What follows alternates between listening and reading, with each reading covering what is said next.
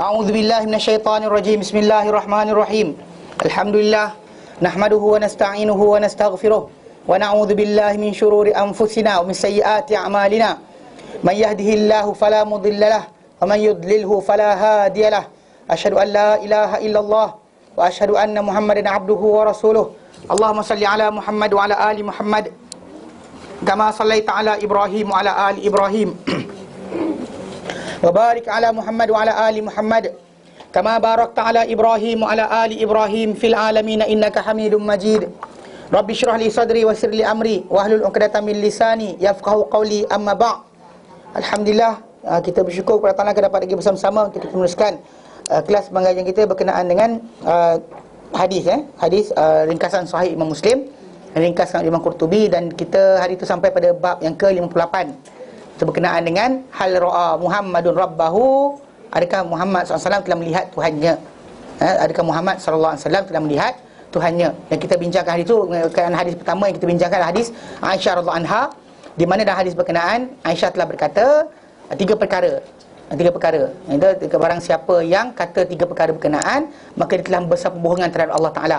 Yang pertama berkenaan dengan barang siapa kata bahawa Rasulullah telah lihat Allah Ta'ala, telah lihat Tuhannya, maka dia telah membesarkan Allah Ta'ala pembohongan. Maka ketika itu Masruq yang berada di sisi Aisyah radhiyallahu anha, dia telah cuba untuk mendapatkan penjelasan tambahan. Lalu Aisyah menjawab dan menerangkan berkenaan perkara tersebut. Kemudian perkara kedua yang Aisyah kata adalah barang siapa kata Rasulullah SAW telah menyembunyikan sesuatu dari Al-Quran, maka dia telah membesarkan pembohongan terhadap Allah Ta'ala. Dan yang terakhir adalah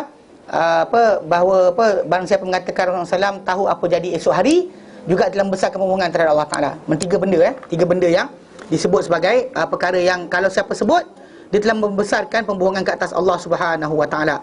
Okey. Jadi bila kita bincangkan itu berkenaan dengan sambungan hadis yang sambungan tu, wazada fi riwayatin. Tambahan. Mana hadis yang tu tapi ujung dia. Wazada fi riwayatin, dan ditambah satu riwayat. Pasal dia tambahan penjelasan berkenaan dengan bila Aisyah kata kalau Nabi suruh apa-apa daripada ayat Quran, okey. Itu maksud dia, pasal dia Nabi SAW tak akan suruh apa-apa daripada Al-Quran Karim. 139 ya? 139? Itu tahu, itu 139 dah sudah, tapi penjelasan tu tak terangkan lagi. Okey. Wazada fi riwayatin, dan tambah pada satu riwayat, qalat, berkata Aisyah, walau kana Muhammadun katiman syai'a, kalau sekiranya Muhammad SAW boleh sembunyikan apa-apa, mimma anzalallahu alaihi, daripada apa yang Allah turunkan kepadanya, lakatama hadhil ayat, nescaya Nabi akan surutkan ayat ini. Ayat apa? Ayat surah Ahzab 37 yang berbunyi, wa idh taqulu lilladzi an'amallahu alaihi, dan ingatlah ketika mana engkau katakan kepada orang yang Allah Ta'ala beri nikmat ke atasnya, wa an'amta alaihi, dan kau beri nikmat ke atasnya. Mana Allah Ta'ala beri, engkau pun beri juga. Ini yang jadi kes yang yang saya kata Habib ni kata, tengok, Allah Ta'ala beri nikmat, Nabi pun beri nikmat. Itu masalah. Jangan samakan macam tu, okey. Maksud dia apa yang Nabi berikan itu perkahwinan kepada Zaid bin Harithah. Nabi kahwinkan dengan Zainab binti Jahsyin, sepupu Nabi. Dan macam juga sebelum daripada itu Nabi, dia adalah anak angkat Nabi SAW. Anak angkat Nabi SAW, okey. Dan riwayat yang datang kata dia ni kulit hitam, sebenarnya adalah bohong. Bahkan kulit dia putih sangat. Zaid bin Harithah, dia bukan hitam. Dia hamba betul. Tetapi dia bukannya orang kulit hitam. Dia kabilah Arab yang putih. Kemudian bila ditangkap, mestilah orang Arab zaman dahulu, dia colik-colik anak orang, buat lari jual. Maka dibeli dia, maka mula-mula dia jadi hamba kepada Khadijah binti Khuwailid. Kemudian Khadijah bagi Nabi, dan Nabi akhirnya jadikan dia anak angkat. Ya. Itulah Zaid bin Harithah, dan kulit dia putih, bukan hitam. Akad nasib pun, jadi orang yang dimaksudkan ayat tersebut adalah Zaid bin Harithah, yang Allah Ta'ala beri nikmat ke atasnya dengan Islam dan iman. Kemudian Nabi beri nikmat dengan perkahwinan dan juga jaga sebagai anak. Apa yang kau kata? Amsik alaika zaujaka, mana peganglah ke atas diri kau ni isteri kau, mana tahan, hold your wife, pegang isteri kau. Wattaqillah, dan takutlah kau kepada Allah Ta'ala. Wa tukhfi fi nafsika, dan kau sembunyi dalam diri kau. Itu satu perkara yang kau sembunyikan. Mallahu mubdi, tidaklah Allah Ta'ala akan zahirkan benda berkenaan. Wa takhshan nas, dan kau takut manusia. Wallahu aku antakhsyah, namun Allah Ta'ala lebih layak untuk kau takutkan. Okey. Dan sini Aisyah kata kalau Nabi nak kena suruh apa-apa, Nabi suruh ayat ni. Dia ada dua tafsir ayat ni, dua tafsir. Satu tafsir yang salah. Itu telah yang disebut oleh Imam Qurtubi, dia kata Sesungguhnya telah apa melampau atau berani Kalau ikut bahasa Melayu kita lancang lah. Bila mulut kita cakap benda tak patut kita cakap, dipanggil lancang. Kan? Ni lancang kuning apa dia? Kan? Okey. Baik, tak apalah. Nanti kamu bahasa Melayu. Dia kata apa? Sesungguhnya telah berani sebahagian ahli tafsir dalam menafsirkan ayat ini dan menasabkan kepada Rasulullah SAW apa yang tak layak untuk baginda dan mustahil ke atas baginda. Baginda SAW sejak kecil kan dibelah jantung, dibuang habuan syaitan, dibasuh jantung baginda dengan air zam-zam dan Allah Taala tuang dengan iman dan hikmah. Maksudnya Nabi SAW ni memang Allah Taala jadikan bersih, suci daripada sebarang perkara-perkara dubious punya sifat-sifat yang buruk tu tak ada langsung. Memang itu dan bila kita itu sebab di situ juga kita kata para anbiya ni kalau anda kata berlaku daripada mereka ni kesilapan, kesalahan, itu untuk panduan ummah. Macam Adam alaihissalam kan makan buah untuk panduan umat, untuk anak-anak dia belajar. Kadang dia kata benda haram tu sikit, halal tu banyak, kejar yang halal, yang haram tu tinggalkan. Tak untung pun. Tak untung pun. Jadi Adam alaihissalam punya kisah tadi pengajaran bagi kita. Macam tu, apa-apa sajalah Adam bertaubat, kita kena bertaubat. Semua tu ada pengajaran. Walaupun Nabi tadi nampak tersilap, tapi dia bukan tersilap, dijadikan tersilap. Kita beradab dengan kata macam tu. Jadi macam Nabi SAW pasti lebih lagi. Kerana baginda ni adalah Nabi yang terakhir, utusan terakhir. Yang tidak ada Nabi lagi selepas Nabi SAW. Dan di situ Allah Ta'ala letakkan kebersihan pada keseluruhan niat dan juga tindakan baginda. Tak pernah baginda ambil faedah daripada orang-orang ramai, daripada masyarakat ketika itu. Nak kaya boleh kaya. Dan tiap-tiap hari orang hadiah macam benda pada Nabi. Orang hadiah macam Nabi pula kerja dia apa? Bagi. Dan itu kita pernah ceritakan dengan panjang lebar. Jadi ada sebahagian tafsir terlampau berani sampai dia tafsirkan ayat ni dengan salah. Kenapa dia dan apa dia tafsirkan dengan apa yang tak layak untuk Nabi SAW. Dan sedangkan Allah Taala telah memelihara baginda dan bersihkan baginda daripada perkara seumpama ini. Itu mereka ni ahli tafsir ni berkata, sesungguhnya Nabi telah ada keinginan pada Zainab isteri Zaid. Ni actually dia kan. Kerana tu jadi kes ni. Tak. Okey. Dan apa barangkali sebahagian daripada mereka ahli tafsir ni yang melafazkan secara mudah dia gunakan sebagai pinjaman, dia kata asyik kepada Zainab dan sebagainya. Kan Nabi yang kahwin kan. Hatta Zainab sendiri sebenarnya ketika awal sebelum kahwin tu dia ingat Nabi nak pinang untuk dia. Nabi tak nak pinang untuk dia pun sebenarnya. Untuk diri Nabi pinang untuk Zaid bin Harithah. Okey. Jadi bila dia kata macam tu, actually benda ni adalah benda tak patut keluar daripada kata-kata kita mengata pada Rasulullah SAW. Pasal baginda ni dibersihkan Allah Ta'ala daripada sebarang perlakuan atau tindakan ataupun niat yang macam tu. Dan Nabi ni tak pernah ada niat macam tu. Bahkan kita kata, kalau dia kata macam kita bincang tu kan, bila dalam Allah Ta'ala sebut berkenaan dengan dalam surah Al-Mujadalah. Kalau tak kata suruh siapa-siapa nak berbisik dengan Rasulullah kena bagi sedekah. Sedekah tu bukan Nabi masuk poket baginda SAW. Tak pernah Nabi simpan pada diri baginda. Semua Nabi keluarkan balik. Hatta bila Rasulullah wafat sekalipun, harta baginda semua jadi apa? Sedekah. Nabi kata, itu yang awal akan laksanakan. Dia kata, nahnu ma'asyarul anbiya la nuris. Kami ni para Nabi ni tidak mewariskan harta. Apa kami tinggalkan, dia menjadi sedekah. Ini dilaksanakan. Tak pernah dia ada sifat-sifat yang pelik. Kan melebihkan orang tertentu kerana keluarga. Tak ada. Takkan dibuat oleh Rasulullah SAW. Bahkan apa baginda buat semua adalah wahyu Allah Ta'ala.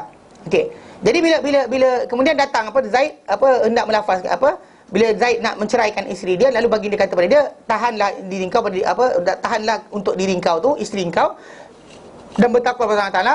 Walaupun begitu baginda dalam hati dia suka kalau boleh Zaid kena ceraikan bini dan juga supaya baginda boleh berkahwin dengan Zainab. Ini salah. Ini tafsir yang salah. Ini adalah kata-kata yang keluar daripada orang yang jahil berkenaan dengan maksumnya baginda SAW daripada seperkara seperti ini. Yang orang-orang yang kata Nabi ni manusia boleh selalu betul, ada yang cakap begini. Bukan, Nabi tak bukan macam tu. Yang pasal kita kena tahu bahawa kedudukan Nabi bukan macam tu. Pasal Nabi ni semua tindakan dia tadi adalah contoh untuk kita. Bukannya Nabi ni ada perangai dia tabi'i yang suka benda bukan-bukan, tak ada. Okay, macam tu tadi kan, suka bini orang. Macam ni juga pernah dibuat oleh Bani Israel kepada kisah Nabi Daud.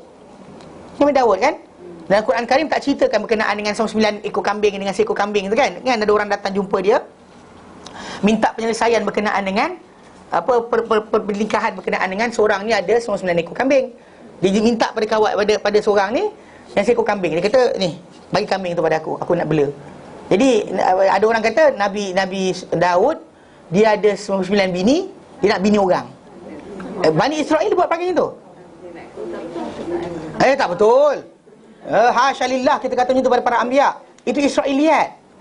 Yang mana kita kata bertentangan dengan sifat para anbiya yang bersih daripada perangai-perangai macam tu. Gila apa nak bini orang apa tu. Lepas tu dalam Bible siap kata dihantar pula orang tu keluar ke depan, barisan depan sekali supaya mati. Mana boleh? Para anbiya. Tapi pasal orang-orang Kristian atau Yahudi dia memang sengaja pakai cerita macam ni untuk jatuhkan para nabi supaya lepas tu tak payah patuh semua syariat. Itu perangai mereka. Kita umat Islam ni awal-awal lagi kita kena bersihkan tajuk tadi.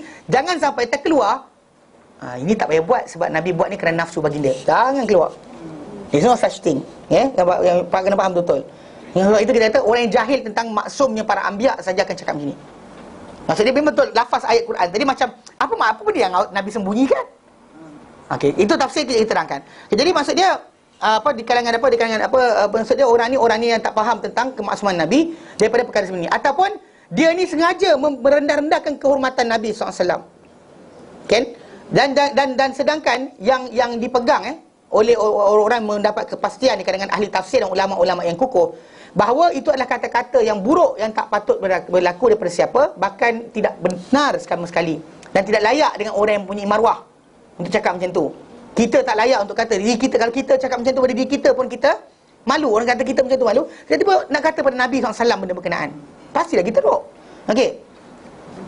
Jadi yang paling layak untuk kita tafsirkan ayat ini adalah bahawa ayat berkenaan surah Al-Ahzab ayat yang ke-20 37 tu adalah bahawa ayat berkenaan ditafsirkan dengan apa yang diceritakan daripada Ali bin Husain, iaitu bin Abi Talib, Ali bin Husain bin Ali bin Abi Talib. Okey, Ali Zainal Abidin. Dia kata apa? Bahawa Allah Taala mengetahui bahawa nabi baginda, nabinya Muhammad SAW, bahawa isteri Allah Taala bagi tahu pada nabi itu adalah isteri dia. Mana Zainab tu akan jadi bini dia. Dia tahu, Allah Taala bagi tahu. Itu yang disembunyikan, yang tak cakap. Pasal benda aturan sebenarnya yang Allah Taala jadikan dalam kisah tadi untuk menghilangkan pada orang-orang Arab berkenaan dengan tajuk kahwin anak angkat punya isteri. Bila isteri telah ceraikan anak angkat kita ceraikan isteri dia, maka bapa angkat tadi boleh kahwin dengan anak angkat tadi. Pasal bapa angkat dengan anak angkat tidak ada sebarang hubungan darah, pertalian dan sebagainya, tidak waris-mewarisi, tidak ada hubungan mahram dan sebagainya. Bahkan termasuk di situ masalah anak dia, mana dia macam ajnabi, dia macam orang asing. Mana anak angkat tadi walaupun dia dapat kita, tapi isteri dia tetap juga orang asing daripada kita. Bukan kita, ini bapa angkat I. Salamlah cium tangan. Kawan kita kan macam tu kan, bapa angkat I kan. Mana boleh tu kan. Bapa angkat sekalipun kan, macam bapa sekalipun tidak, mana haram halal halal. Mana batasan dia macam orang asing juga. Dan bahkan orang Arab zaman dahulu nak dipisahkan tajuk ni tadi payah.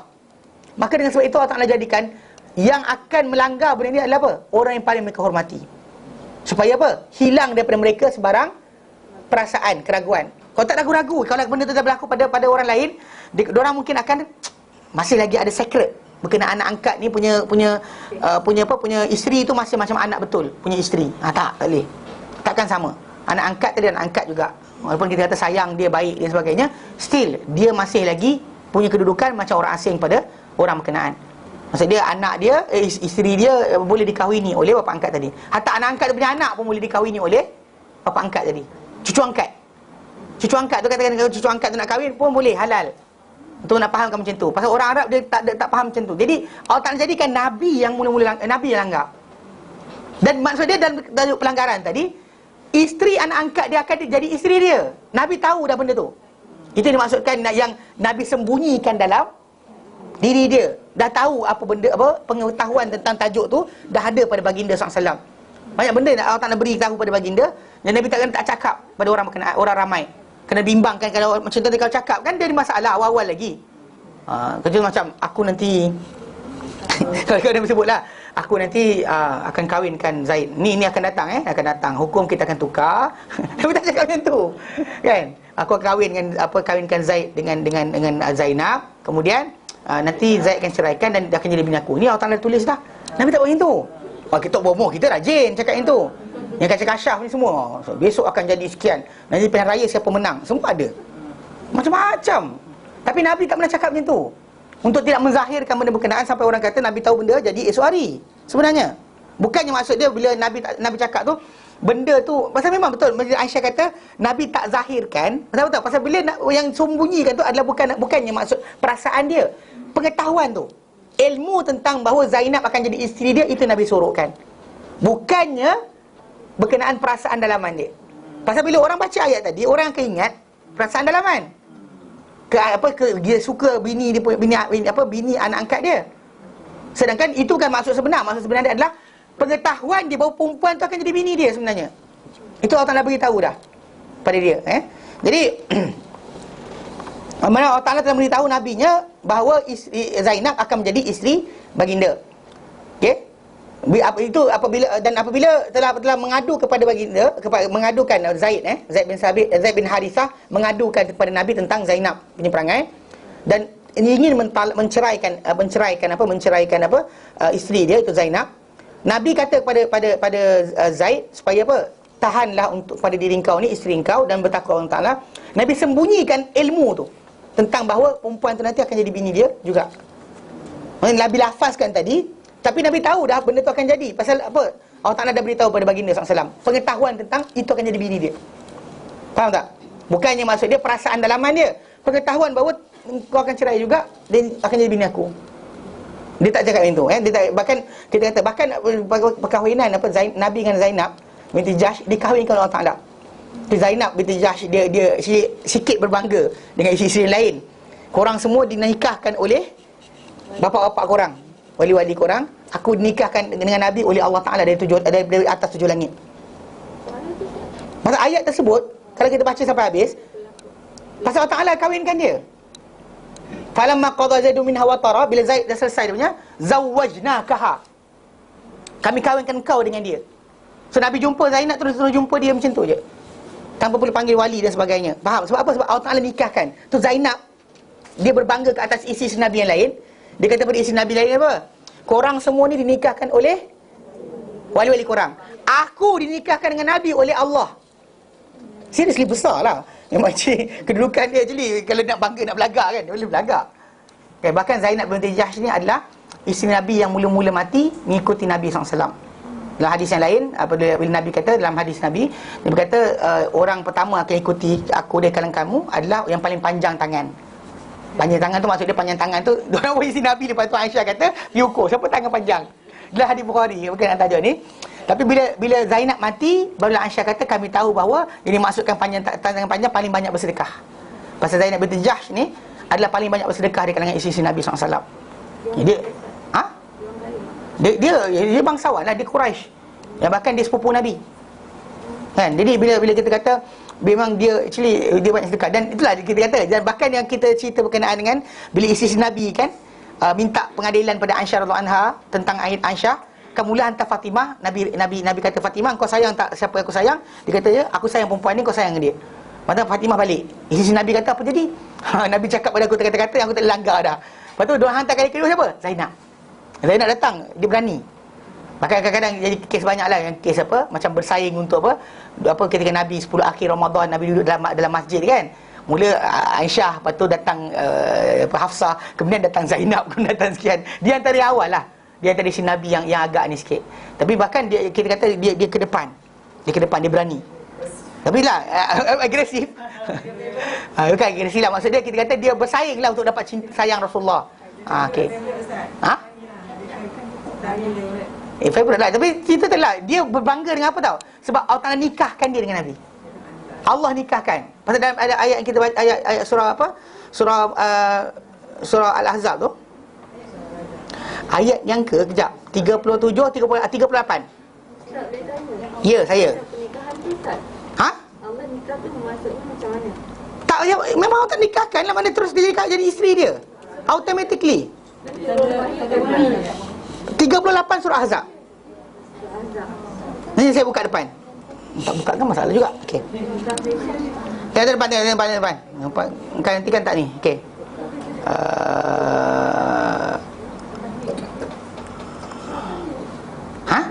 Surah apa? Tadi 37. Yalah 37 ayat berkenaan dengan Nabi sorok apa dalam diri dia, itu pengetahuan tentang itu jadi isteri dia. 38 ayat 38. Surah apa Ustaz? Alam. 37 juga, tak habis lagi. Okey. 37 tengok. Dalam ayat yang sama. Tengok depan. Alah, tak nampak. Tengoklah, tengok depan ni saya bagi tahu ni. Tengok. Tengoklah saya bagi tahu. Tengok dengar. Okey. Ngerotan kan. Dengar sini. Okey. Okey, kan dikatakan wa iz taqulu lil ladzi an'ama Allahu alaihi, dan ingatlah ketika kau kata pada orang yang Allah Ta'ala beri nikmat kepadanya. Wa an'amta alaihi, dan kau beri nikmat ke atasnya. Apa Nabi cakap? Amsik alaika zaujaka. Tahanlah kepada engkau, diri engkau, pada isteri engkau tu, tahan. Hold, jangan lepaskan lagi. Wattaqillah, dan takwa kepada Allah Ta'ala. Wa tukhfi fi nafsika, engkau sembunyikan dalam diri engkau. Mana? Apa yang disembunyikan? Bukannya suka isteri tadi, tapi apa? Pengetahuan tentang itu dia akan jadi isteri dia. Allah memberi, tapi Allah takkan apa? Takkan zahirkan ilmu berkenaan. Wa takhshan nas, kau takut orang ramai kata apa? Kahwin dengan anak angkat sendiri punya bini. Anak angkat sendiri punya bini, bini anak angkat. Kahwin dengan anak bekas bini anak angkat, dia kata. Orang ramai tak boleh faham macam tu. Wallahu ahaq an takhsha, Allah Ta'ala lebih layak untuk kau takutkan dia. Tu nak tersebut. Falamma qada Zaidum minha wa tara, dan apabila telah habis selesai Zaid daripadanya sebarang kehendak. Mana maksud dia? Zaid dah tak nak dah. Memang habis iddah maksud dia. Zawwajnakaha, kami nikahkan engkau dengannya. Nya tu Zainab tadi. Likai la yakuna 'alal mu'minina harajun fi azwaji adiyahim, supaya tidak berlaku ke atas orang beriman, tidak jadi kat orang beriman sebarang rasa sempit, rasa dosa, rasa salah berkenaan dengan isteri-isteri anak-anak angkat mereka. Idza qada minhunna wa tara, bila mereka telah selesai, tidak ada lagi pada isteri-isteri tadi sebarang hajat keperluan, maksudnya dia dah cerai betul-betul habis, maka tak ada salah untuk orang tu kahwin. Wa kana amrullahi maf'ula, dan adalah urusan Allah Ta'ala ni pasti berlaku. Ayat yang kata zawajnakaha tu, kami nikahkan kau dengannya, so saya kata tu yang datang dalam hadis yang sahih. Zainab dia berbangga kata isteri Nabi lain, dia kata aku dinikahkan oleh Nabi oleh Allah. Macam kalau dia kata Ummu Salamah dia oleh pembesar Habsyah. Yang lain-lain semua oleh wali masing-masing. Zainab binti Jahsh, Allah Ta'ala nikahkan dia dengan Rasulullah SAW daripada atas 7 langit. Allah Ta'ala beri kearahan macam tu. So Nabi SAW bila selesai saja iddah, terus Nabi jumpa masuk dia terus ke rumah Zainab binti Jahsh. Tak ada minta izin, tak ada kata main panggil wali dulu kita buat walimah, tak ada. Tak panggil kan? Dah sah dah. Tu sebab Zainab kata, korang semua dinikahkan oleh wali-wali korang, aku dinikahkan oleh Allah Ta'ala dari atas 7 langit. Nampak? Jadi dia memang dia inilah, dia dinikahkan dengan Rasulullah SAW oleh Allah Ta'ala sendiri. Faham? Okey. Zaid kahwin dengan siapa? Zaid lepas tu dikahwinkan oleh Rasulullah SAW dengan Ummu Aiman yang jaga baginda sejak kecil dahulu. Dan Ummu Aiman ni memang kulit hitam yang jaga dia, kan? Dan tu jadi kes bila Usamah bin Zaid lahir. Usamah ni gelap, bapak dia putih, orang kelam kabut. Macam mana? Last sekali bila tengok kaki kan, so tengok kaki, so baring, tutup kepala, tutup badan, tengok kaki je keluar. Lepas tu tukang pakar tentang nasab tengok, ini bapak dia. Dia tak tengok muka, tengok kaki je, tahu ini dia bapak dia. Nabi gembira sangat dengan apa yang berlaku. Mana kadang pengasahan tadi. Pasal orang ketika tu banyak cakap, sedangkan kita zaman tu mungkin tak dia sangat. Zaman sekarang kita faham bahawa warna kulit tadi kan genetik. Kadang-kadang kata ada salah seorang mak dia hitam, bapak dia putih, tak mesti ikut bapak. Kan, tapi bapak lah bapak. Bapak lah bapak. Tapi mak tu bukan ada benih juga kan. Pun boleh juga. Atau nenek atas tu. Kan, jadi kes dahulu zaman Rasulullah SAW dahulu ada kisah. Dan hadis Sahih Muslim, seorang lelaki, dia ni orang Badui. Tahu Badui? Badui kan. Dia jumpa Rasulullah, dia marah pasal dia kata isteri dia telah berzina dan sebagainya. Sebab apa? Anak dia keluar gelap. Dia putih, bini dia putih, anak dia gelap. Lepas tu Nabi SAW nak ajar dia. Ni yang kita kata the first orang kata apa? Bukan DNA. Tajuk bukan. Tajuk embryologi perbandingan. Tahu? Ilmu pewarisan, mana comparison, mana kita compare diri kita dengan binatang. Sebab sebelum ni kita kata kita manusia. Jangan pandang binatang untuk kait dengan manusia. Tak. Nabi pernah kaitkan. Nabi kata apa? Nabi kata dengan lelaki berkenaan, alaka ibil, engkau ada unta tak? Dia kata ada. Pasal Nabi nak ajar dia. Kata ada. Nabi kata, apa warna unta-unta kau? Humrun. Dia kata, apa, coklat merah-merah. Nabi kata, ada tak aurak yang warna kelabu? Dia kata ada. Datang mana? Agaknya adalah baka atas. Semua merah. Tiba-tiba ada kelabu seekor. Datang mana? Dia kata mungkin atas. Nabi kata, macam tu juga anak engkau ni mungkin ada atas dahulu, ada atuk nenek engkau yang gelap. Macam itulah cerita dia. Jangan pening kepala pula. Asal gelap pula budak ni. Agaklah mak apa lahir dalam bulan gelap. Orang tak ada. Senda tu genetik, faham? Tu jadi Nabi beri comparison macam tu. Kan ilmu genetik dan juga apa perbandingan dengan binatang tu, Nabi the first one yang buat benda ni.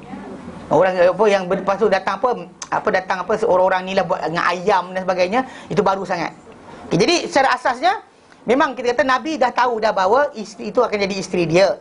Okey, Nabi sembunyikan apa? Apa yang Allah Taala beritahu pada baginda, yang Allah Taala akan zahirkan bahawa talak Zaid kepada, kan Nabi tahu dah itu akan jadi isteri dia. Nabi kata, jaga isteri kau, bertakwa kepada Allah Taala, tapi Nabi tahu dia akan ceraikan juga isteri dia nanti. Okey. Dan Nabi akan berkahwin dengan wanita berkenaan. Okay, dan pendapat ini datang daripada Zuhri, Qadi Abu Bakar bin Ala Al-Kushairi dan lain-lain. Dan yang ditakutkan oleh Rasulullah SAW ketika itu adalah apa? Kata kebisingan ataupun gangguan orang-orang munafik. Itu bahawa dilarang daripada mengahwini wanita-wanita atau isteri-isteri anak-anak angkat. Ya, jadi sebab kenapa? Dan juga jadi tak boleh kahwin sepatutnya. Tapi jadi bila Nabi kahwin, itu akan timbul tajuk. Itu yang Nabi bimbangkan. Tapi Nabi bimbang, tapi Allah Ta'ala kata jalan. Maka jalanlah. Maka Allah Ta'ala kahwinkan. Allah Ta'ala kahwinkan siap-siap.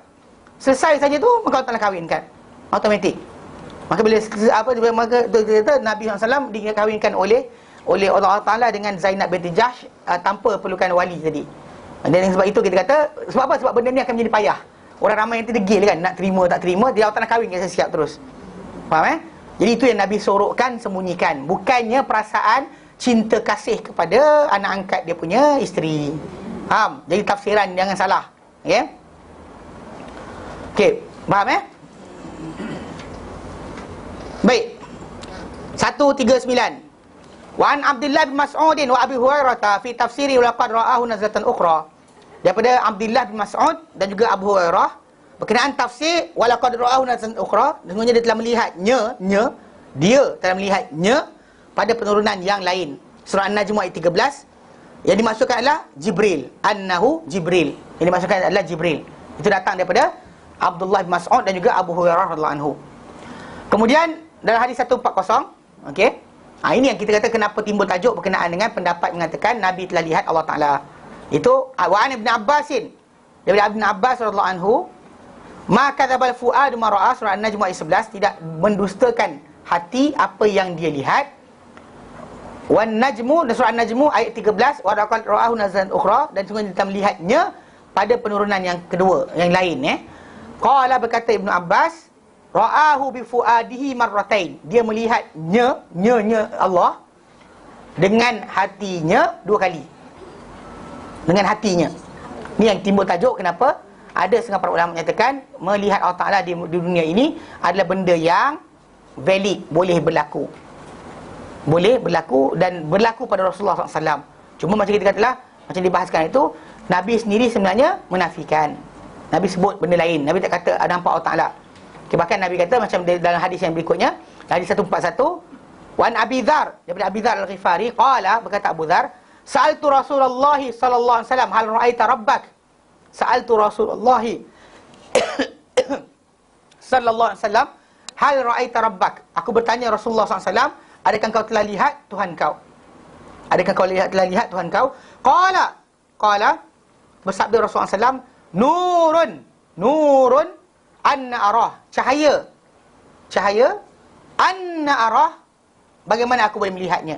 Anna, how can, kaifa, arahu, macam mana aku melihatnya, akan melihatnya. Wa fi riwayatin, dalam riwayat, ra'aitu nura, aku lihat cahaya. Ini yang datang dengan lafaz cahaya ni.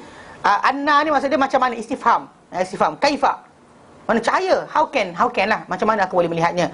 Diriwayatkan, ini satu riwayat bagi siapa-siapa yang mengatakan ini yang betulnya nurun anna arah anna. Nurun anna, bukannya ini. Ada orang yang menyangka bahawa lafaz tersebut adalah nurun inni arah, cahaya sesungguhnya aku melihatnya. Itu tashif. Itu salah titik kan bahasa Melayu Arab ni kan, titik hilang kan masalah. Dia bukan ada baris semua. Dan kitab-kitab yang asal tak ada baris, tapi orang membaca. Sebab kenapa bila baca-baca tadi perlu kepada guru membaca untuk dia, sebab jangan salah baca. Kalau kita kata anna dengan inni tu kan, alif hamzah kan, alif kemudian nun, lepas tu ya. Kalau anda kata kalau tak ada titik ya, dia akan jadi anna kan. Kalau dia kata ada titik ya, dia jadi inni. Titik je jadi inni. Ini maksudnya sungguhnya aku.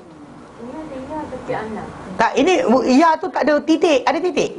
Tak ada, maka dia maksud dia anna lah. Nurun anna arah, cahaya. How can? Anna maksud dia macam mana boleh. Arahu aku melihatnya. Maksudnya dalam tajuk itu ada penafian, bukannya orang kata perakuan. Kalau siapa yang salah baca, dia akan kata perakuan. Nabi kata apa? Nabi kata aku nampak. Aku nampak dia. Tapi sebenarnya bukan. Yang dia kata cahaya, macam mana aku nak nampak dia. Dan satu dua dia kata aku nampak cahaya. Nanti pasti kita akan baca hadis yang satu lagi mengatakan hijab Allah adalah cahaya.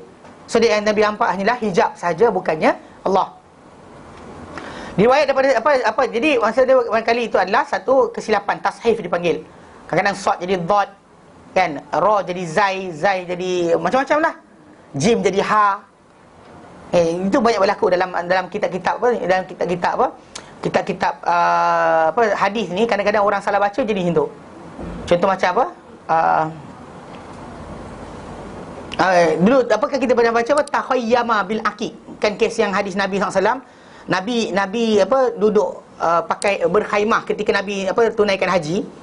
Nabi pasang kemah dekat aqiq. Aqiq ni tempat berdekatan dengan Mekah. Tapi ada orang dia salah baca, dia baca apa? Takhattama. Dia beza dia sikit je beza dia. Saya tunjukkan depan ya. Okey, beza di sini. Tengok. Okey. Kecil lah pula. Besar sikit. Okey di sini tengok. Dia takhayyama bil aqiq. Aqiq ni nama lembah dekat dengan tempat Abraha tu. Kita takhayyama. Takhattama bil aqiq. Kamu pernah dengar orang kata pakai batu aqiq nanti akan ada faedah, Nabi pakai aqiq? Pernah dengar? Ni cerita dia. Hadis datang dengan lafaz yang atas ni. Takhayyama berkhemah. Bil aqiq di aqiq. Satu je. ni hilang ni. Takhattama. Dia baca takhattama bil aqiq. Titik tu hilang je. Jadi masalah lah. Dia jadi macam tu. Kan tambah titik, tukar titik dan maksud dia akan bertukar. Takhattama pakai cincin. Berkhatam. Khatam ni cincin kan. Memakai cincin bil aqiq dengan batu aqiq. Salah baca, maka orang kita pun sibuk beli aqiq dekat Mekah. Buat cincin, pakai. Bahkan kelakarnya ada tambahan lagi yang bestnya.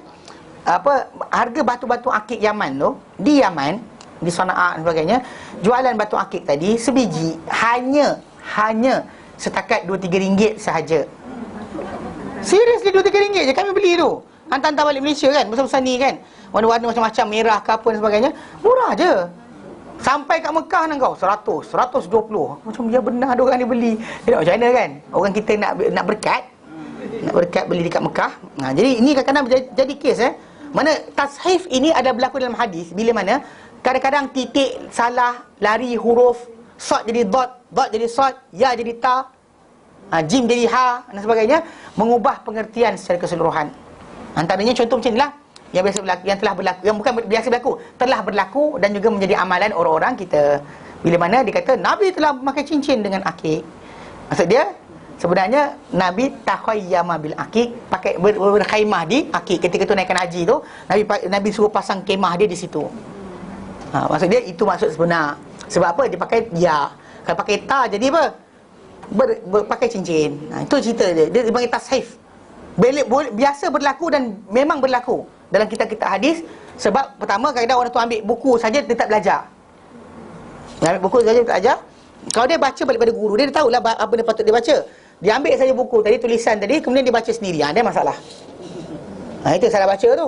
Lain tulis, lain dia baca. Okey.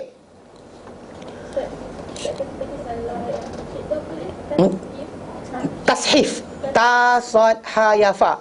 Siapa belajar apa hadis, apa belajar usalah hadis, dia akan lintas tajuk ni, panggil tashif.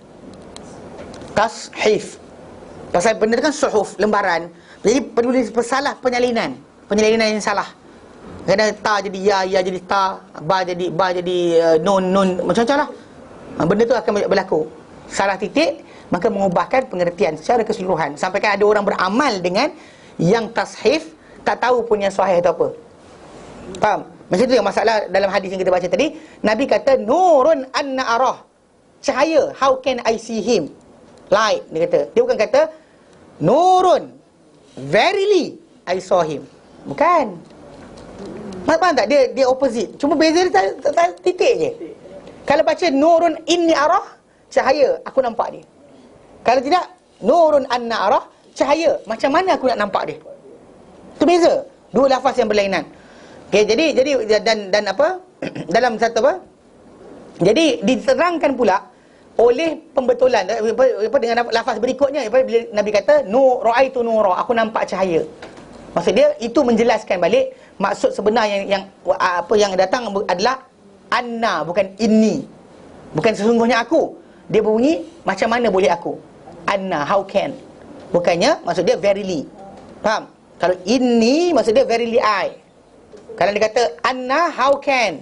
Beza ya. Okey. Jadi diterangkan oleh lafaz yang kedua itu apa? Raaitu nura, I saw light. Maksud aku nampak cahaya. Okey, aku nampak cahaya. Jadi apa nampak cahaya dan apa ada yang kata aku nampak cahaya tu, maksud dia aku nampak cahaya, lafaz tu kerana maksud dia cahaya tu overwhelm. Mana melimpuli aku tak nampak benda lain kecuali cahaya. Ataupun maksud dia cahaya itu apa? Menutupi aku. Aku tak nampak. Okey. Dan maksud dia anna arah, mana bacaan aku boleh melihatnya adalah maksud dia apa satu soalan apa istifham yang kita bentuk kata jauh. Kalau cahaya macam manalah boleh aku nampak dia, macamlah. Macam manalah boleh sampai, macam manalah boleh sekian. Mana maksud dia jauhnya untuk sampainya berlaku perkara tersebut. Kerana apa? Terangnya sangat cahaya yang menutupi penglihatan baginda. Sebenarnya datangnya cahaya-cahaya yang menyinar dah, kita pandang cahaya yang terang sangat, mana kita tak nampak benda lain dah. Apa belakang cahaya tak nampak, kita nampak cahaya tu saja. Okey. Dan sebenarnya apa dia akan benda tu akan melinaukan mata dan menghilangkan penglihatan mata. Okey. Bila dihadapkan mata kita ditumpukan kepada benda berkenaan. Okey. Mana kerana apa? Kerana Nabi nampak cahaya berkenaan dan cahaya tadi menutup Nabi daripada melihat Allah Taala. Okey, dan apa lalu lemahlah penglihatan tadi. Mana maksud nampak cahaya saja, tidak nampak benda lain. Dan apa? Dan tidak sah untuk dikatakan Allah Taala itu adalah cahaya. Ni kena salah faham Pasal ada orang kata Allah Taala ni nur. Allahu nurus samawati wal ard. Dia maksud Allahu nurus samawati bukan maksud dia Allah Taala itu cahaya. So dia cahaya tadi adalah Allah Taala ciptakan cahaya. Mana Allah Taala sumber bagi segala cahaya. Mana kata dunia ni gelap gelita dan sebagainya, yang akan datangkan cahaya adalah Allah. Mana ilmu Allah Taala turunkan, ataupun pengetahuan, ataupun cahaya fizikal. Macam matahari tu nak menyinar, punca dia daripada apa? Kekuasaan Allah Subhanahu Wa Taala. Tak habis dia punya apa minyak dia, bahan bakar dia. Nuclear fusion dia tak berhenti sampai sekarang. Kan? Maksudnya kalau kita diberikan satu untuk kita buat benda berkenaan bateri, kan kita simpan tenaga dan tu berapa lama bertahan? Habis kan? Ada selama-lamanya. Betul? Tapi matahari itu punya lama. Maksudnya sumber untuk cahaya dia sendiri adalah Allah Ta'ala. Bukannya daripada usaha kita, bukan daripada kehendak kita. Faham tak? Itu kata Allah Ta'ala, Allah nurus samawati wal ard. Allah Ta'ala adalah sumber cahaya ataupun sumber bagi pengetahuan bagi segala langit dan bumi. Misal tu Allah Ta'ala datangkan pemisalan cahaya dia macam ni. Allah Ta'ala misalkan pengetahuan ataupun cahaya yang diturunkan olehnya adalah seperti itu. Dan bahkan para ulama menyatakan itu adalah wahyu Allah Ta'ala berikan. Jadi bukanlah Allah Ta'ala cahaya. Bukan Allah Ta'ala ni cahaya. Kerana apa? Kerana ada di kalangan apa orang-orang mujassimah, golongan yang apa macam apa orang yang belajar apa Nur Muhammad dan sebagainya pun sama juga, salah. Dia kata dia Allah Ta'ala jadikan manusia apa daripada zat dia Nur Muhammad. Benda daripada Nur Muhammad tadi jadikan sekalian alam. Tak ada. Itu bukan dari hadis Nabi, bukan dari ajaran Islam. Bahkan itu ada daripada faham-fahaman Greek lama, fahaman Hindu pun ada. Dia jangan maksud dia semua dia. Itu dia hormat semua benda. Tengok pokok semua hormat, batu dia hormat. Sebab apa? Dalam tu ada. Nampak? Dia macam itulah, tu yang kita katakan kadang kita terlampau open untuk mengatakan agaknya dia betul, agak dia betul tu tak boleh. Nafikan sama sekali. Pasal bukan dari Allah dan Rasulnya, tolak. Whoever it is. Kalau bincang berkenaan kepercayaan i'tiqad, tak boleh kita masukkan sekali-kali kefahaman yang lain. Bab perubatan betul lah. Doktor cakap dia kafir sekalipun, tapi dia kata awak punya sendi tu lari. Jangan kita macam awak ni kafir, macam mana awak tahu? Jangan cakap macam tu. Salah lah. Pasal bidang dia, perubatan tadi. Ada pergi marah doktor tu pula. Kan? Jangan salah faham lah. Maksudnya kita cuma boleh sekat fahaman. Tadi dah masalah akidah, akidah, ibadah, akhlak. Bila masuk ini, hanya Allah dan Rasulnya saja sumber kita. Kata orang cedok daripada sumber Quran dan hadis Nabi SAW saja. Bukan yang lain-lain. Masalah kamera ni. Kamera ni dibuat oleh Jepun, Sony. Kamu macam mana? Kan tak ikut Quran dan Sunnah, macam mana dulu buat benda ni? Jangan tengok. Kan? Ni kena rosak barang. Apa pasal rosak barang ni? Itulah tak pakai ikut Sunnah. Jangan macam tu kan. Dan kamera tu bukannya ini kita kata benda tu tak ada kaitan dengan tajuk akidah, ibadah, akhlak. Okey? Tapi berkenaan akidah, jangan sekali-kali kita terima fahaman tentang penciptaan alam, kejadian alam, sumber alam dan sebagainya. Jangan sekali-kali kita pandai-pandai. Bahkan kita tak boleh ambil selain apa Quran dan Sunnah katakan saja. Sekat diri kita daripada sebarang idea. Barangkali, tak ada barangkali. Once kita buka saja ruang, masuk macam-macam. Kan macam-macam benda, ideologi, falsafah dan sebagainya akan masuk. Sekat terus. Kejadian alam, hanya sumber kita Allah dan Rasulnya. Nabi tak sebut, Allah tak bincangkan, tak bagi tahu kepada kita, para sahabat tak belajar, stop, tinggalkan. Kadang-kadang ada orang bincang-bincang tentang Nur Muhammad, tak ada faedah pun. Kan kadang-kadang kita tengok kan, orang bincang kan, benda tu saya tengok orang tu makin sombong. Oh ya, tu zikir tu kan. Hasbi Rabbi Jalallah, ma fi qalbi ghairullah. Nur Muhammad sallallahu. Hasbi Rabbi Jalallah, hasbi Rabbi Jalallah, memadai untukku Tuhanku Allah. Ma fi qalbi ghairullah, tak dalam hatiku kecuali Allah. Nur Muhammad sallallahu. Itu yang orang kita lain. Ada yang kelakar yang pelik, ibas ni apa? Bila kita kata tak ada, tapi ustaz, macam mana tak ada? Kan zikir tu ada. Zikir tu siapa pun boleh reka. Kan? Kalau ni kata mentera orang Melayu kita, ayam kukuh atas pagar. Jangan kaitkan dengan tajuk masalah tu dengan Islam. Kan orang Melayu kita punya mentera kan? Kadang-kadang mentera orang Melayu kita ni pantun je. Tahu tak? Tak tahu? Kan dia pantun je, pantun nak tundukkan orang, pantun nak orang patuh cakap kita, pantun untuk orang pandang kita cantik. Benda tak? Apa nama mengenai ayam kukuh atas pagar betul? Semua tak je. Yelah saja je. Saya test je. Ada orang hafal pun takkan cerita. Dia ada. Saya tak duduk apa. Ada orang inilah yang cakap lah, berarwah bapak saya ketika dulu dah poli hutan. Dia dulu buku kecil tu. Buku tu saya tak ingat saya letak mana. Dalam buku tu dia ambil macam contoh macam untuk supaya orang pandang mulia. Dia ambil, dia bagi tahu siapa dia ambil. Tok ayah sekian. Tak ada tahun 1950 berapa, 19 sekian. Bapak saya ni lahir 32.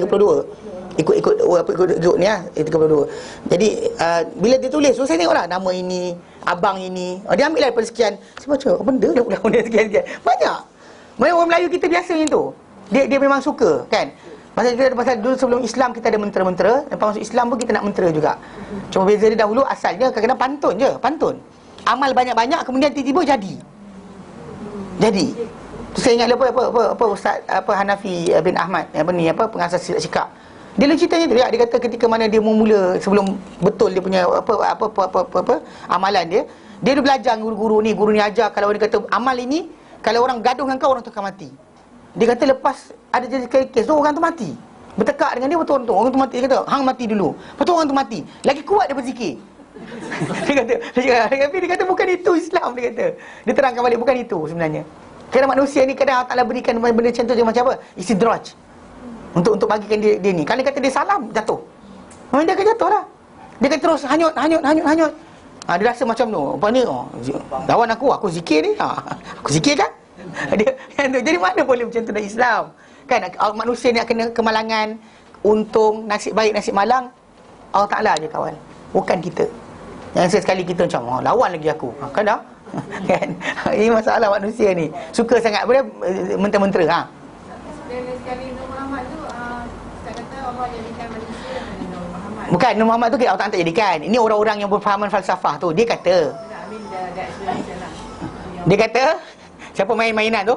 Okay. Apa dia kata sini? Allah Ta'ala jadikan daripada zatnya Nur Muhammad. Dari Nur Muhammad tadi dijadikan sekalian alam. Jadi macam ni, dia reverse balik je ni.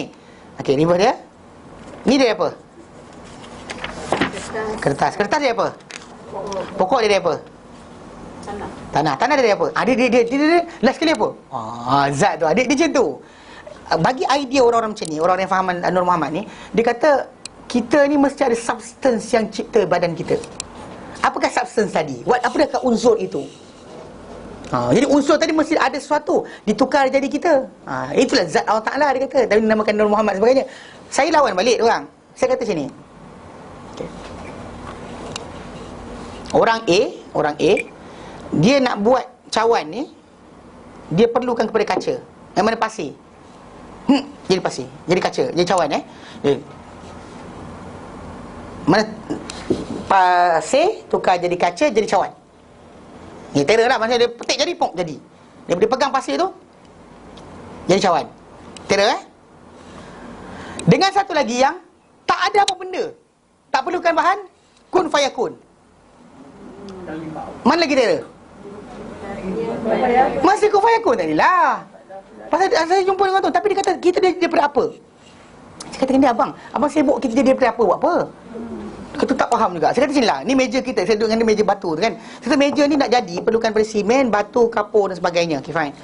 Okay, ada kursi kayu. Katakanlah orang tu, the first guy, dia boleh kata, jadilah engkau. Dia bercakap kepada kepada pasir batu, jadilah engkau kursi. Pup, jadi kursi.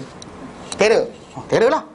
Saya kata, orang kedua, tanpa ada barang, jadilah engkau, dia berjadi terus. Benda lagi hebat. Yang itu nombor dua. Jangan persoalkan kita datang terhasil dengan apa? Kun. Allah kata jadi terus. Bukan perlukan kepada bahan bertukar. Yang perlukan bahan tukar untuk jadi satu benda lain, makhluk sahaja. Kita perlu macam tu. Nak buat plastik, kena ada barang. Nak buat ini, kena ada barang. Kita tukar. Bukan out of nothing. Faham? Allah Ta'ala boleh jadikan benda tanpa ada asal. Faham? Terus pop jadi. Tak ada kaitan dengan Nabi Muhammad. Ada kaitan lah. Itu jadi kes dia kata Nur tadi turun sampai kepada ni, sampai sulbi Adam, kemudian turun kepada ni, last sekali turun kepada sulbi bapak dia, kemudian turun masuk dalam rahim mak dia. Maka itulah Nur Muhammad.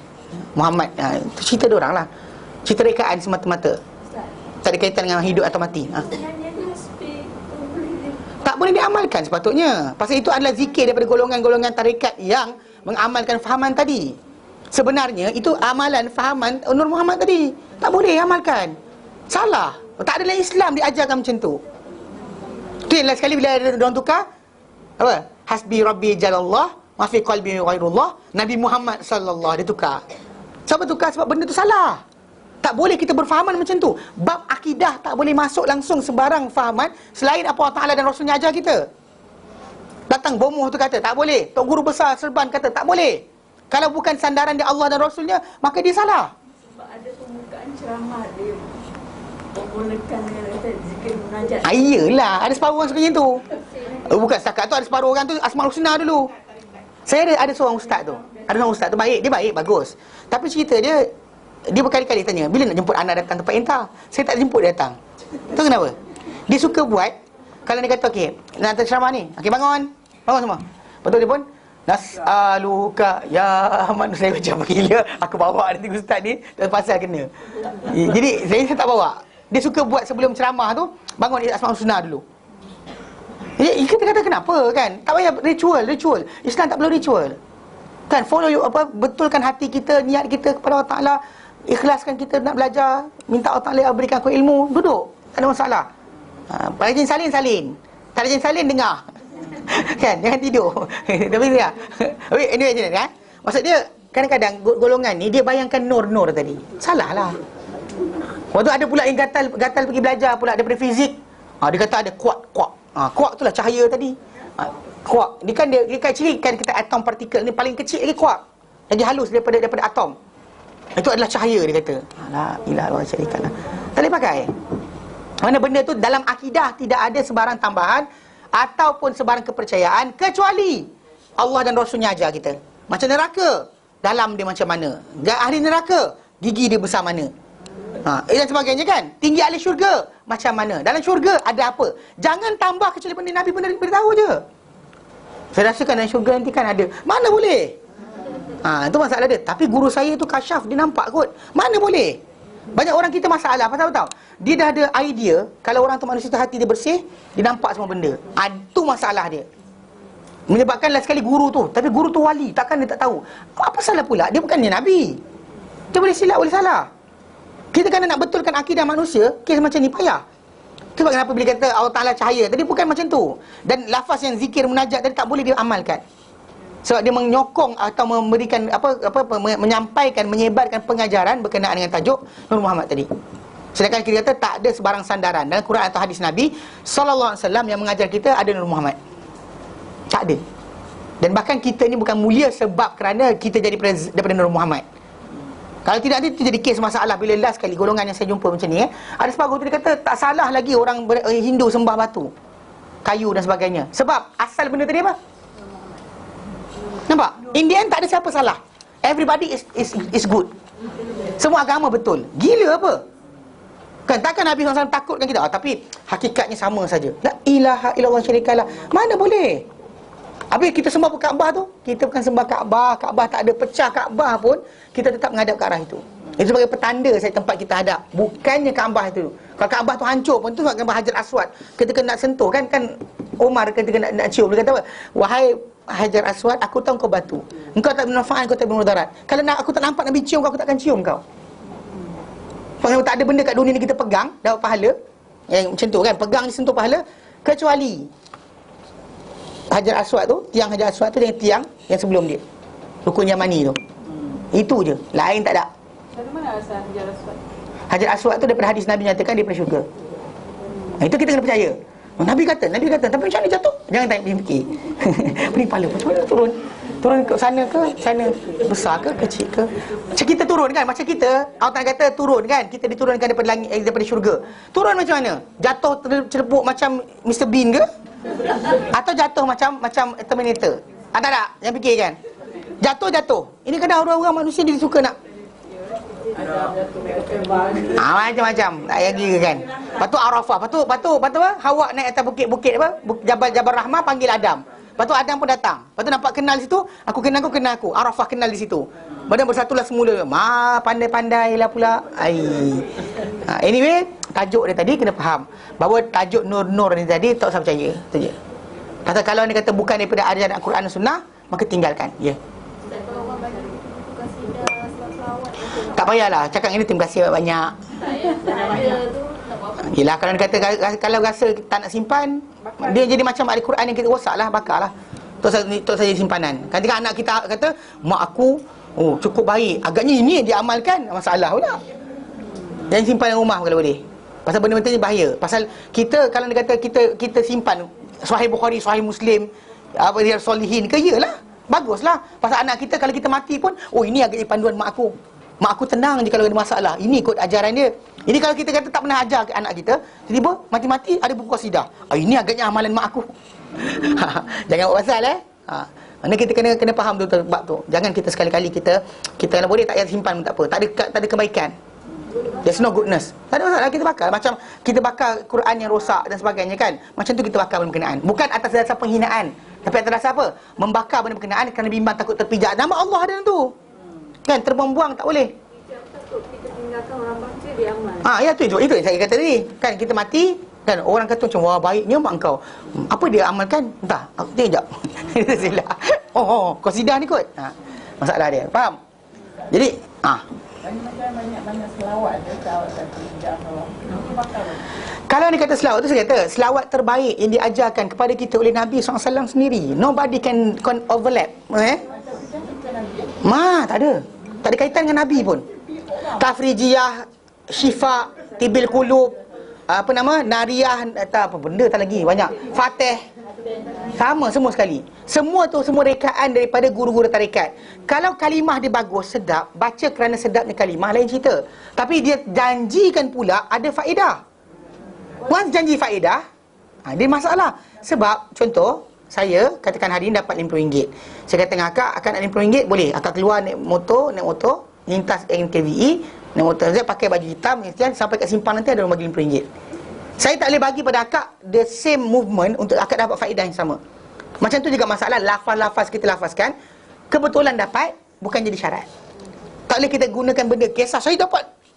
Kita boleh kata pada orang lain, awak akan dapat. Faham? Macam tu keadaan dia. Kalau dia kata janji Allah Ta'ala dan Rasulnya, yes, kita akan sampai tempat yang sama. Tapi kalau bukan janji Allah dan Rasulnya, siapa dia untuk menjanjikan benda tadi? Tu masalah dia, kita selawat-selawat yang tambahan-tambahan ni tadi tak perlu diamalkan. Bahkan kalau tak dijanjikan dengan faedah, orang takkan amalkan. Nobody will amalkan. Tapi orang-orang yang mengamalkan tarikat, dia nak amalan guru dia diamalkan. Sebab bagi orang-orang tarikat, dia kata apa? Kalau sekiranya guru diamalkan, nanti guru dia di akhirat nanti pahala banyak. So guru dia akan boleh Kam. Itu masalah dia. Mana boleh setara dengan Nabi? Walau itu saya kata, walau terkemuka, walau tuan guru mana sekalipun, dia bukan Nabi. Dia bukan Nabi. The best yang Nabi ajar, kan para sahabat tanya, dia kata, Ya Rasulullah, qad arafna kaifa nusallim alaik. Kami dah tahu macam mana bagi salam pada engkau. Kaifa nusalli alaika fi salatina. Macam mana kami nak solat pada engkau, selawat pada engkau dalam solat kami. Jadi kes, lepas tu Nabi diam. Nabi diam lama, sampai separuh sahabat kata apa? Alangkah baiknya kalau dia ni tak tanya pun Nabi. Nabi diam lama. Kemudian Nabi diam, lepas tu Nabi berkata, Nabi kata, sebutlah Allahumma salli ala Muhammad wa ala ali Muhammad kama sallait. Nabi aja. Tak ada siapa lagi tinggi dari Nabi. Kan orang tu boleh setara dengan Nabi SAW. Apa selawat zakaan dia? Dia takkan setara dengan Nabi. So Nabi punya terbaik. Siapa nak berselawat, selawat dengan cara selawat Nabi SAW yang Nabi ajarkan. Ya. Kawan anak saya medical doctor, dia kata dia hafiz sebab agama dan keluarga dia lemah. Dia nak tanya bukti kewujudan Adam dan Hawa selain pada dalil Quran. Kalau dia kata dia datang mana? Selain Kalau bukan dia ni datang mana dia? Kita ni. Kalau kita datang mana? Kita datang dari beruk. Soalan pertama, beruk jadi orang, tunggu kat Zoom, cakap dengan dia Zoom mana yang beruk jadi orang dah.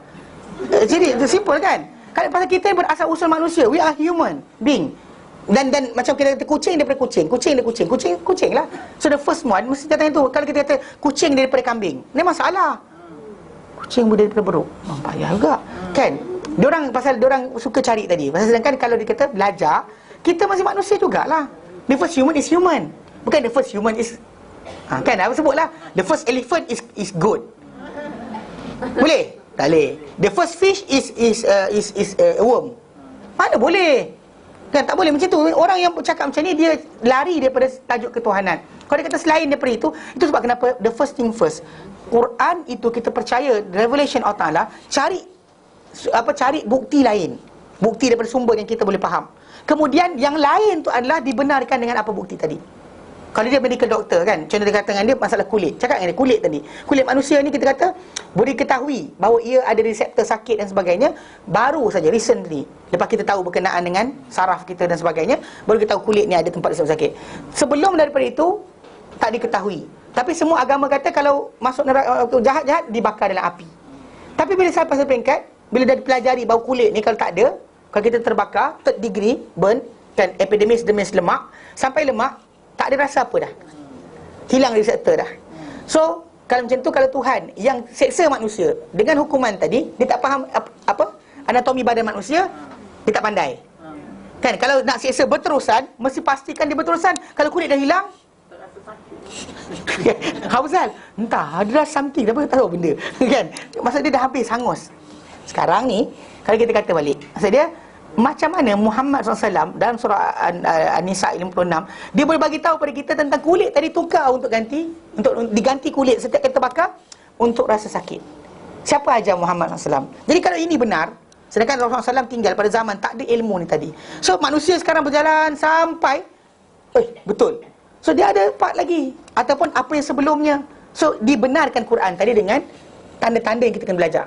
So jangan, lepas tu baru kita kata dah percaya Quran itu memang wahyu Allah Ta'ala. dan only kita baca untuk mendapatkan maklumat yang lain. Jika tidak, ada masalah lah.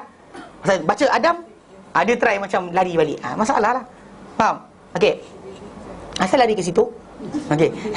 Okey, tak apa. Jadi masalah asal usul manusia dan sebagainya, tak boleh kita ni melainkan pada akidah Islam saja. Apa Quran sunnah kata, itulah kita ambil. Jangan sekali-kali masukkan yang lain. Jadi ada kalangan golongan yang apa dipanggil taifah, kumpulan yang apa? Yang mujassimah, dia kata huwa nur. Dia kata Allah Taala ni cahaya. La kal anwar, tidak seperti cahaya. Li'anna nur launun qaimun bil hawa. Kerana cahaya ni adalah warna yang ada pada udara. Dan itu adalah pada Allah Taala ni ada mustahil daripada akal. Ini yang kita kata masalah. Kerana Allah Taala ni tak disamakan dengan apa-apa makhluk dia pun. Laisa kamitslihi syai'. Apa saja kita nampak daripada makhluk Allah Taala, maka Allah Taala bersih daripada disamakan dengan benda berkenaan. Tapi apa dia sifatkan diri dia, dia kata dia ada bersemayam di arasy dan sebagainya, yang kita nafikan pula. Apa dia sifat bagi diri dia, kita terima, tapi kita kata tak tahu berupa macam mana. Macam Imam Malik bila ditanyakan berkenaan dengan istiwa, mana bersemayam Allah Taala di atas arasy kan, macam mana istiwa tadi? Imam Malik kata al-istiwa maklum. Istiwa tu maklum, kau tahu, aku tahu, semua orang tahu, the word.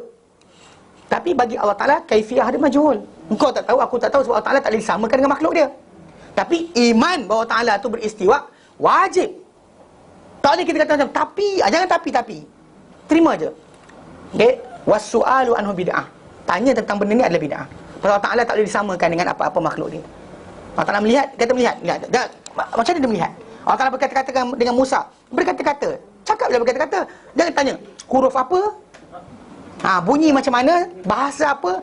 Start kita tanya saja, maka kita telah salah. Tanya aja salah.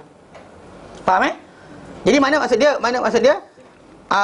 Jadi maksud dia apa? Adapun dia kata maksud dia benda-benda berkenaan kita samakan Allah Taala dengan benda tadi, tak boleh. Itu sebab bila Nabi kata nurun an-narah, cahaya. Macam mana aku nak nampak dia? Maksud dia Nabi hanya nampak cahaya saja, bukannya Allah. Dan cahaya itu bukan Allah. Cahaya itu bukan Allah. Ni nanti ada orang dia salah baca hadis ni, dia pun try semayang, khusyuk, Allahu Akbar, bayangkan cahaya. Salah. Memang salah. Jangan bayangkan apa-apa benda pun. Ingat Allah Ta'ala, rasakan Allah Ta'ala perhatikan kita. Cukup. Rasa Allah Ta'ala perhatikan. Macam kita duduk, ada orang pandang kita kan, macam saya duduk depan ni kan. Kau tu pandang saya. Saya tak tengok seorang-seorang siapa yang pandang. Tapi saya tahu tak saya dipandang. Macam tu dah kita kata, kita rasa dipandang, tapi tak tahu siapa yang memandang. Cuma kita tahu yang pandangan tadi adalah pada yang menjadikan kita dan menjadikan alam ini, yang tahu bukan setakat luar kita, dalam hati kita pun dia tahu. Maka sebab itu kita akan mula ikhlas dan belajar untuk merasa takut. Takwa itu kan dibina, bukan dengan cara nampak zahir. Faham? Dan jangan bayangkan bayang-bayang benda.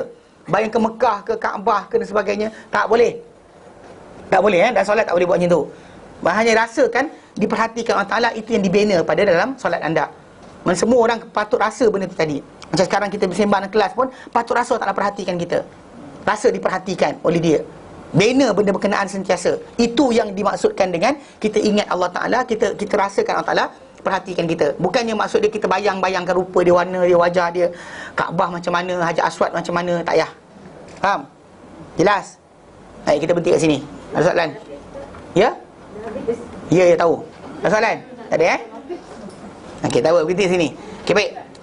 Ya. Nak bakar barang-barang tanam lapang di mana tak mesti tak ada, lepas dah hancur tu buang, siram je air, tak ada benda. Tak ada. Mana-mana dah. Jadi pentingnya tidak berlaku penghinaan selepas itu. Dah. Kalau pula sibuk pula tambik dah, abu ni nak buang mana? Kalau ada paper shredder punya hancur gila tu, tak apa juga. Paper shredder. Lepas hancur kan, tak apa. Faham Okey, baik. Baik, wallahu a'lam wa sallallahu ala sayyidina Muhammad wa sallamul hamdulillahi alamin. Subhanallah, anta astaghfiruka wa atubu ilaik. Assalamualaikum warahmatullahi wabarakatuh.